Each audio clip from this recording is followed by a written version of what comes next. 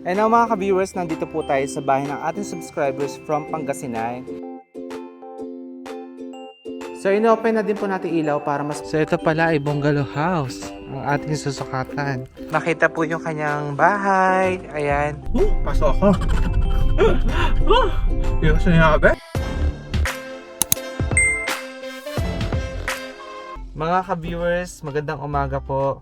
Ngayon, ayan, talagang kape na lang po ang gumigising sa atin. At para sa ekonomiya, nagbiyahe po tayo dito papunta sa Pangasinan.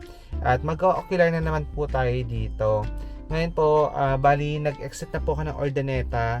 Nagpabili lang po ako ng coffee dito sa Boss Coffee. Kasi wala po yata ang Starbucks dito eh. Ayan.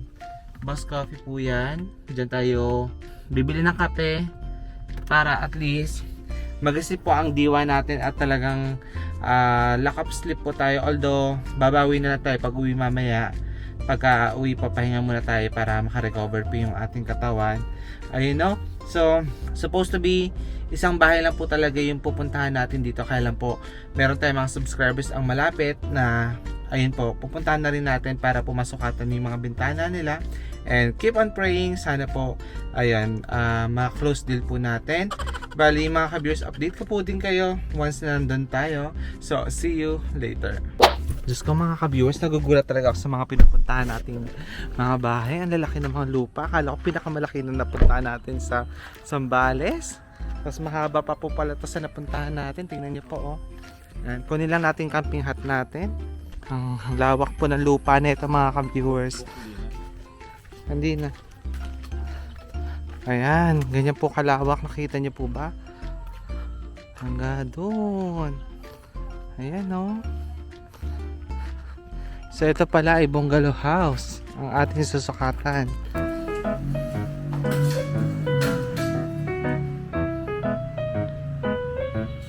Sige.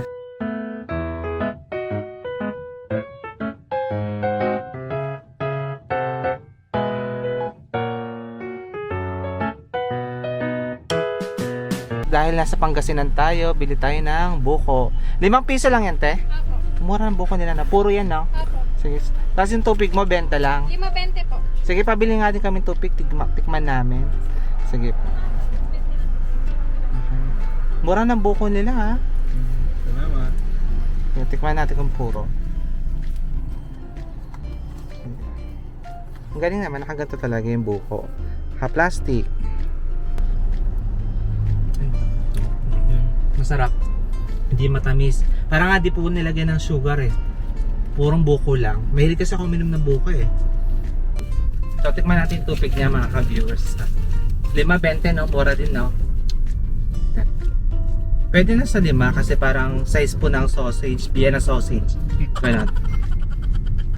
Sarap ng init ha. Pasok ako. Hindi ko sinabi. Sarap, pasok.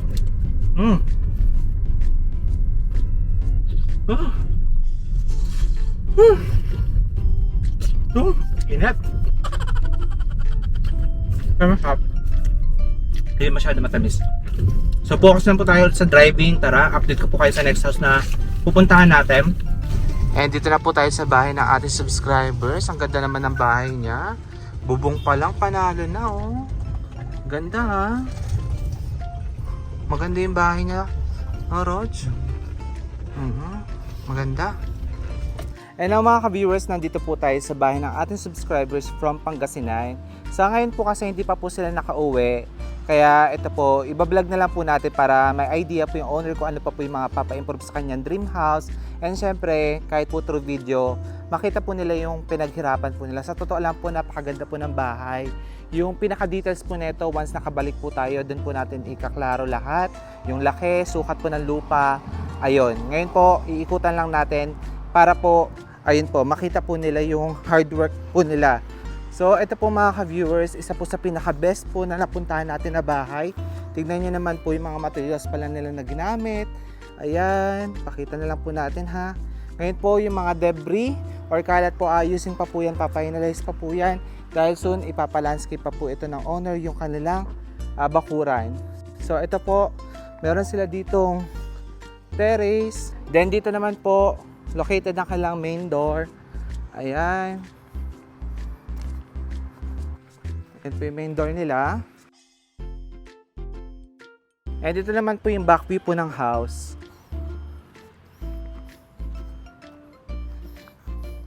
Napakalaki po ng bungalow house na ito. Talaga pong hindi po tinipid sa materyales. Tingnan nyo naman po, no? Tapos meron po sila ditong pavilion na ongoing po ang construction.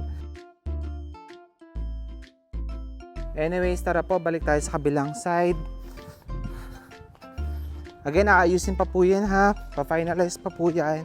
Dito po sa master's bedroom, meron po ditong terrace. Ayan. Since may kataasan po yung damo, di na po tayo dadaan dito, no? Yan na lang po muna. Okay. So, dito po may passage going sa dining area. Sliding door po yan na malaki. And tara po, pasok tayo. Dito tayo mag-start na lang sa likod po ng bahay. So, dito po ay meron pong dining area. Ito po yung ceiling. Ayan. Then, meron po dito accent wall na gray.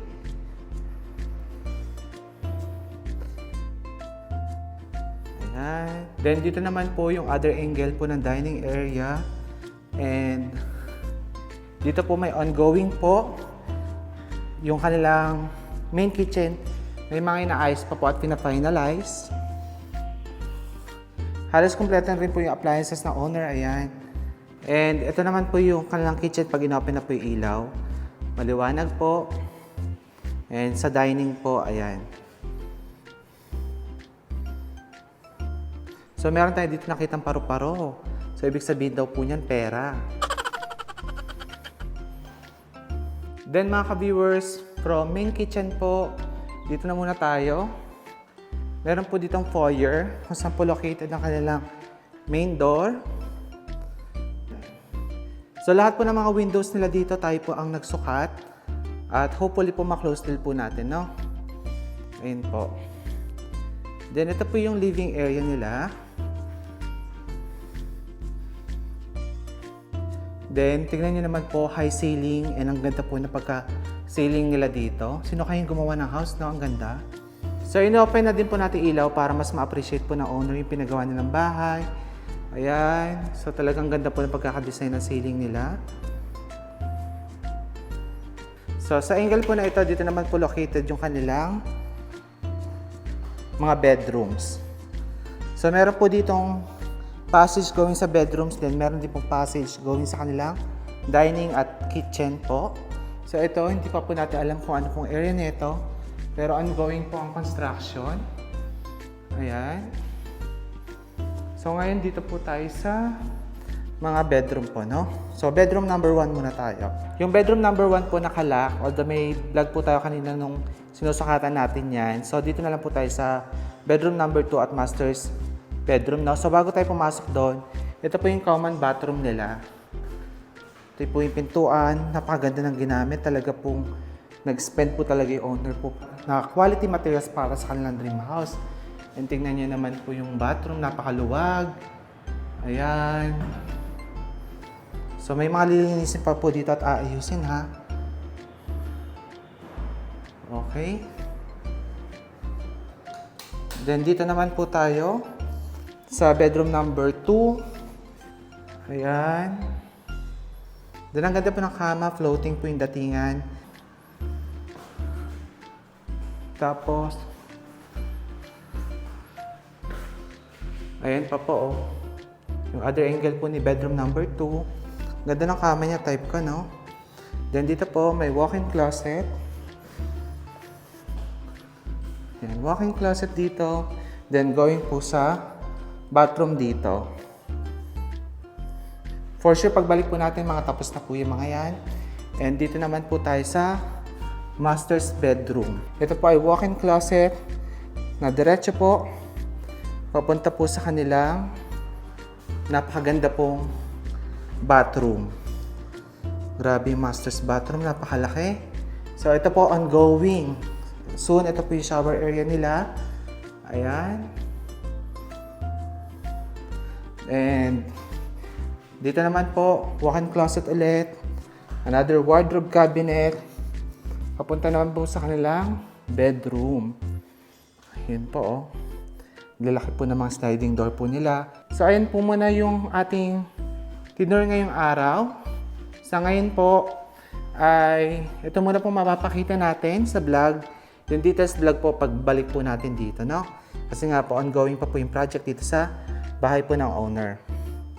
So, labas na po tayo.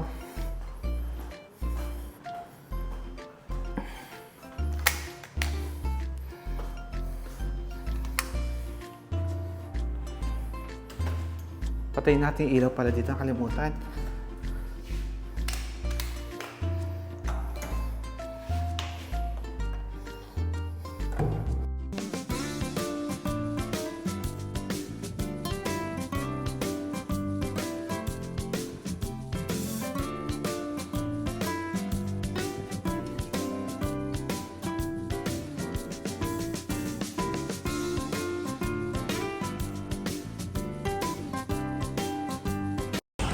Dito na tayo sa bahay ng ating subscribers from Canada. So, pinaparenovate niya yung bahay niya. Kaya, ayun. Then, plano magpasukan sa atin ng curtains. So, pakita na lang natin na para at least yung taga-Canada po natin subscribers. Makita po yung kanyang bahay. Ayan. So, ongoing po yung construction po nito kasi pinarenovate niya. Pero alam niyo po, until now, ang ganda pa rin po ng tindig ng bahay niya kahit pinaparenovate niya.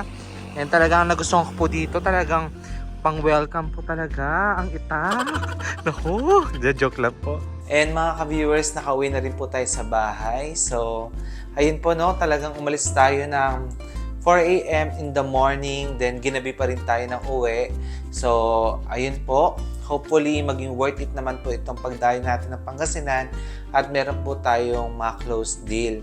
Again, abangan niyo po yung mga inocular po natin soon. Ayun po. Meron na po tayong mga nag-confirm doon at mag-install po tayo ng cortina. Kaya abangan nyo po yan. And ganun po talaga sa buhay, no? Dapat wala tayong expectations. Kasi pa nag-expect ka, masasaktan ka lang. Ganun. Go with the flow. Ika nga. Ngayon po mga ka-viewers, abangan nyo po. Dahil bukas ay maaga na naman tayo gigising. Dahil po meron tayong installation sa Laguna at Cavite. Again, sana po ay nag-enjoy po kayo sa vlog po na ito at meron po kayo nakuhang ideya. Again, maraming salamat po sa panonood. Ingat po kayo and God bless. Bye-bye!